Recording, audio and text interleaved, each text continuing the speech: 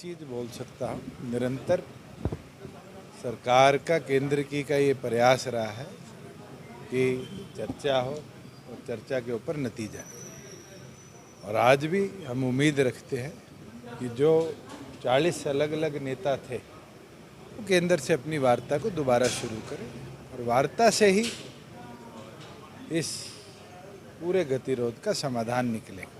सारे किसानों को भी आग्रह करूंगा कि मेरी फसल मेरा ब्यौरा का पोर्टल खुला है, अपने आप को रजिस्टर भी कराएं और जैसे जैसे आपकी प्रोक्योरमेंट की मंडियों को डेजिग्नेट किया जाएगा, मैंने आज ये निर्णय और लिया है कि पहले जैसे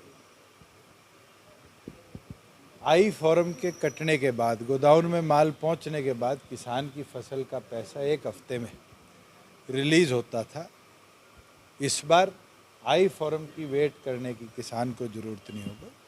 जैसे ही आड़ती जे फॉर्म किसान का काटेगा, विदिन 48 आवर्स उसका जो फसलों का पैसा है उसको उसके खाते तक पहुंचाने का काम हमारी सरकार करेगी। एक चीज़ आपको बता दूं और पूछ भी लूँ, अगर मैं आपको कह रहा हूं कि जो इतिहास में पहली बार खरीदा जाएगा तो वो किसान का खरीदा जाएगा, किसी और का खरीदा जाएगा। अगर किसान की फसल का पैसा जो पहले 15 दिन और मेरे से पहले तो शायद महीने 2-2 महीने तक किसान के खाते में नहीं आता था, वो जे फॉर्म के कटने के 48 दिन के अंदर किसान के खाते में हम दे देंगे, तो मुझे लगता है सबसे ज़्यादा परेशान तो आज किसान की आर्थिक हालात को मजबूत करने के लिए हम हैं। मजबूती के साथ हमारी सरकार ने पिछले 3 प्रोक्योरमेंट सक्सेसफुली हरियाणा प्रदेश में करी है। आज आप पंजाब में जाके पता करो, जहां कांग्रेसी पूरे दिन कहते हैं हम किसान हितैषी हैं, क्या उनका पैडी तक का पैसा आज किसानों के पास आया है?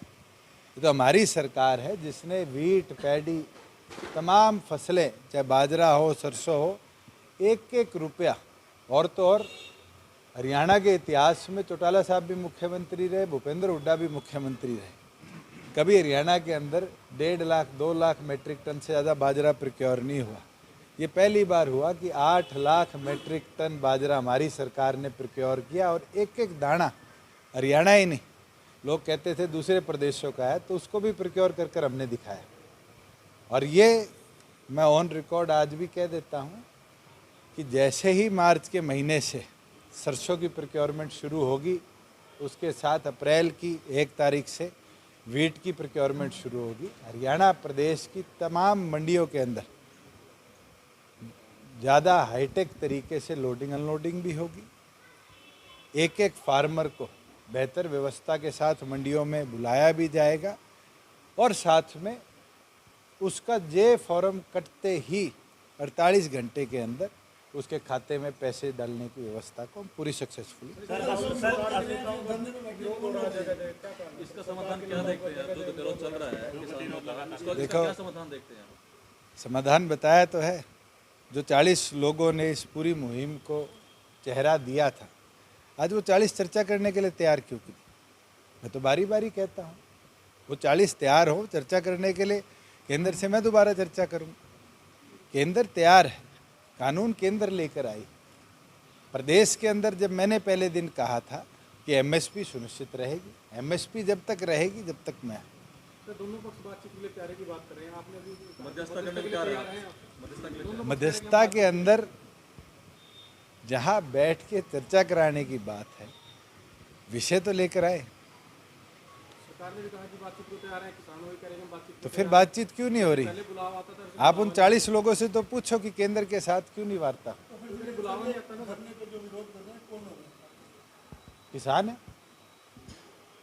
और कोई दूसरे देश के आए हुए लोग लगते हैं आपको? हमारे देश के किसान हैं, उनको किसी विषय पर लोग लेकर आए हैं, उस विषय पर केंद्र सरकार चर्चा करने को तैयार है। उस विषय के ऊपर क्यों नहीं दोनों पक्षों की सहमति आज तक बनी? उस विषय को आप लोगों को दिखाना भी चाहिए। मैं तो यही बोल रहा हूं कि ये पूरी मुहिम शुरू हुई थी एमएसपी फिक्सेशन से। केंद्र ने लिखित में दिया एमएसपी फिक्स होगी, फिर उस मुहिम को ले जाया गया कि बिजली बिल वापस लिए जाए, अन्य अन्य अन्य 25 मुद्दों पर ये ले जाया गया। अब जब तमाम विषयों के ऊपर लगभग सहमति बनी है, मैं पूरी तौर पर तो नहीं बोलूँगा, कई विषयों पर आधी बनी होगी, कई विषयों पर चर्चा ही नहीं हुई होगी। अब आता है बिल विड्रॉल की बात। आज के दिन तमाम रास्ते बंद कर किसानी का भला नहीं हो सकता। हमारा प्रयास भी रहा है और आगे प्रोक्योरमेंट सीजन में आप देखेंगे कि किसानों की कितनी चिंता हमारी सरकार को है और किसानों के प्रति कितनी गंभीर उनकी अर्थव्यवस्था, आर्थिक हालात को सुधारने के लिए हमारी सरकार ने कदम उठाए। मैं तो उनको शुभकामनाएं देता हूं कि उनने एक मोर्चा बनाया है। देश में अनेकों मोर्चे बने हैं, किस एजेंडा के साथ वो मोर्चा काम करेगा ये तो भविष्य की गर्व में बात है, मगर उनके जीवन के इस नए कदम पर मैं मेरी ओर से और हमारी पार्टी की ओर से उनको शुभकामनाएं देता हूं। किस कारण हुई है इस वाक्य को तो मैं नहीं बता पाऊंगा, क्योंकि मेरे संज्ञान में भी ये मामला भी रास्ते में ही पता चला, मगर जब तक डिटेल ना आए उस पर मैं टिप्पणी ना करूं तो बेहतर है। आप उनको सीरियस पॉलिटिशियन मानते हो? आप उनको सीरियस पॉलिटिशियन मानते हो? अगर आप नहीं मानते तो फिर उनके इस्तीफे को आप ही मंजूर करो।